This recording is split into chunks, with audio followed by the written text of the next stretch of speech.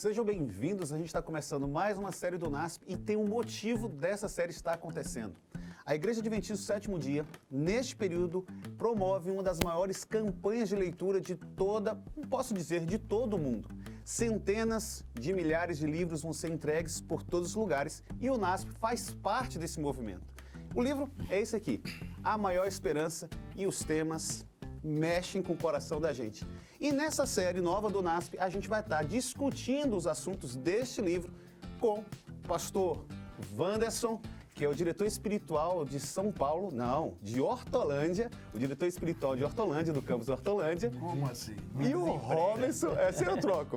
E o Robinson é o diretor espiritual do campus São Paulo. E a gente está aqui em um papo bacana, bem gostoso, onde a gente vai tirar as melhores experiências da nossa própria leitura. Eu espero que quando você receber o livro, ou se você já recebeu o livro, ao ler ele, possa descobrir as mesmas coisas que a gente está descobrindo e reagir como a gente está reagindo. Veja, vamos começar então. Vou fazer uma introdução desse papo aqui e depois eu volto com algumas perguntas importantes para vocês dois. O livro ele começa, o primeiro capítulo, a fazer uma reflexão sobre muitas coisas que aconteceram nos últimos anos. Ele cita o World Trade Center, a queda das duas torres, mas ele também cita essa mudança sistêmica de grandes acontecimentos, tanto no campo social, cultural, dentro do contexto de natureza, e a gente pode até dizer, em termos pandêmicos, que é o momento que a gente está vivendo, uma reação que muda o modo de pensar e muda também como as pessoas reagem umas às outras e cria, de verdade, uma percepção de alguma coisa está para acontecer. Sabe como aconteceu uma coisa, veio uma outra, fala assim, qual é o próximo evento? Qual é o próximo grande evento que vai mudar a sociedade? Como vai ser o futuro? E aí, eu quero fazer a pergunta, essa é a primeira pergunta para vocês dois. Como é que vocês estão analisando isso? Percebendo o campus universitário, percebendo a sociedade, se percebendo diante dessas mudanças que estão acontecendo de maneira gradual e constante. Quem dos dois? Os mais novos, né? Os mais novos? Boa. Vai lá, Robson. As mudanças, elas sempre geram expectativas. Todas elas. Em todos os momentos. Às vezes, a expectativa, ela não condiz com a amplitude da mudança e muitas vezes ela pode fazer com que a gente se confunda um pouco, por exemplo, quando eu acho que o mundo inteiro está mudando, quando o evento é local. E muitas vezes, pelo fato de o evento ser local, eu não consigo perceber o que tem no mundo inteiro em mudança. Legal. Nós temos, às vezes, essas dificuldades, né? Quando, por exemplo, os discípulos chegaram para Jesus e fizeram perguntas sobre mudanças, a devolutiva de Jesus era, olha o contexto todo. Sempre há mais coisas assim. A gente vive num mundo em constantes transformações. E a pergunta a ser feita é quem sou eu no monte dessas transformações todas, né? Boa. Eu acho também que a gente tem uma coisa muito ruim com a mudança, que é a frustração, né? Então, às vezes você fez uma porção de sonhos e a mudança, ela faz com que isso não aconteça. Então, nesse ano mesmo, eu tinha planejado uma viagem com a minha família, em julho, né? Uhum. A gente pagou, estava tudo organizado, mas aí a gente não pôde viajar. Tipo, há uma mudança e gera uma ligeira frustração, porque você não pode realizar aquilo que você sonhou. Talvez a gente esteja conversando com muita gente que está vivendo esse momento, assim, em função do momento atual da pandemia. Teve gente que sonhou um tipo de formatura e talvez não vai conseguir. Né? Teve gente que sonhou a conquista de alguma coisa e não vai conseguir. Então, as mudanças, por mais que elas sejam no mundo inteiro, elas acabam nos afetando. Principalmente hoje, né? Que uma mudança lá do outro lado do mundo, ela chega aqui rapidinho e a gente já se sente afetado por ela. Você ia falar, Robson? As mudanças no início do século XX, elas geraram uma confusão de expectativas muito forte. Uhum. O século XIX foi um século de expectativas positivas. Há um nome até para isso quando a gente fala de positivismo, né? Vacinas, antibióticos, grandes invenções, uma revolução industrial que levaram reações, né? A revolta da vacina, como você vai mexer com a tecnologia nova que chegou, você tem separação de pessoas por saber utilizar ou não saber utilizar aquilo. Então exatamente, você tem um século que termina com uma expectativa de que algo extraordinário e de bom vai acontecer, e o século foi um século de morte. Cara, Robson e Wanderson, vocês trouxeram um caráter muito pessoal para a fala, né? são as frustrações pessoais, é a percepção do meu ambiente para um ambiente mais macro. E isso revela que atrás de todas essas mudanças, tem os seres humanos reagindo a elas com as suas expectativas sendo frustradas ou não. Teve gente que aproveitou o período de crise. Estou falando dessa última pandemia, né, ou a pandemia que a gente está vivendo.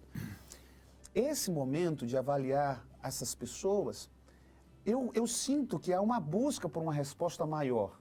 Vocês sentem isso também? Essa busca de querer saber o porquê disso tudo, por que as coisas estão acontecendo tão velozmente. Antes a gente tinha intervalos maiores de catástrofes, hoje não, uma após a outra. Vocês percebem isso também? Existe essa busca de uma resposta? Existe a busca e existe a busca não encontrada e frustrada, que daí gera a ansiedade, a depressão, né, o estresse com as coisas todas. Mas existe essa busca. O que está acontecendo? Então nós temos aí dezenas de pessoas dando seus palpites, né, o tempo inteiro. Fica um monte de gente dando palpites sobre as expectativas que foram geradas e não foram correspondidas, né? E isso é muito perigoso, porque as pessoas vão acreditando. A gente nunca viveu uma época em que se acreditasse em tanta coisa. Todo mundo tem a sua crença num negócio que vai dar certo. Né? Wanderson, você falou um negócio que é sensacional e talvez você não tenha percebido, você que está assistindo, não sei de que plataforma você está assistindo, mas talvez, de verdade, a gente não tenha um momento da história, pelo menos percebido ou recente, onde a gente tivesse tantas crenças diferentes convivendo dentro do mesmo ambiente e buscando respostas nisso. Robinho, você que é historiador também. Todas elas se apresentando como verdades, né? Exatamente. Então parece que a gente tem assim a pluralidade das verdades. E aí você já não sabe mais. Que você acaba não tendo verdade nenhuma quando todo mundo tem razão. Mas eu ia te perguntar, sua visão de historiador, além de teólogo, confirma o que o Wanderson está falando? Sim, às vezes, e a gente pode ver isso em muitos momentos da história como nesse, é como se você estivesse num avião e você está vendo o céu azul sem nuvens. Mas os aparelhos estão apontando para uma queda, estão apontando para um desastre. Um céu azul sem nuvem, ele é infalível na demonstração. Os aparelhos podem falhar. E nesse momento você tem que ver se você vai confiar no céu ou vai confiar nos seus aparelhos. Muitas vezes nós estamos tristes e avaliamos o mundo a partir da nossa tristeza. Estamos alegres e avaliamos o mundo através da alegria. A pergunta que a gente tem que fazer hoje é se eu estou avaliando a realidade presente por vir pela expectativa catastrófica ou estou avaliando as catástrofes a partir da realidade por vir que me foi revelada. Opa. Essa palavrinha é a grande sacada do primeiro capítulo do livro. Ele diz, os dois autores, o pastor Luiz Gonçalves e o Diogo Cavalcante, que a resposta para esses acontecimentos, elas já foram reveladas. E elas já foram reveladas na Bíblia. Eu separei até no livro, aqui no capítulo, um texto que ele coloca, está na Bíblia, depois você confere, Lucas capítulo 21, versículo 25 e 26, diz assim: haverá sinais no sol, na lua, nas estrelas, sobre a terra, angústia entre as nações e perplexidade por causa do bramido do mar, das ondas. E aí você já faz a ligação. Haverá pessoas que desmaiarão de terror e pela expectativa das coisas que vão sobrevir ao mundo, ou sobrevirão ao mundo. Deixa eu fazer uma pergunta mais direta para vocês. Quando a Bíblia revela que existem respostas, ela consegue demonstrar isso de uma maneira mais precisa? Qual é a resposta para a solução de todas as coisas? Quem dos dois vai responder essa pergunta capciosa?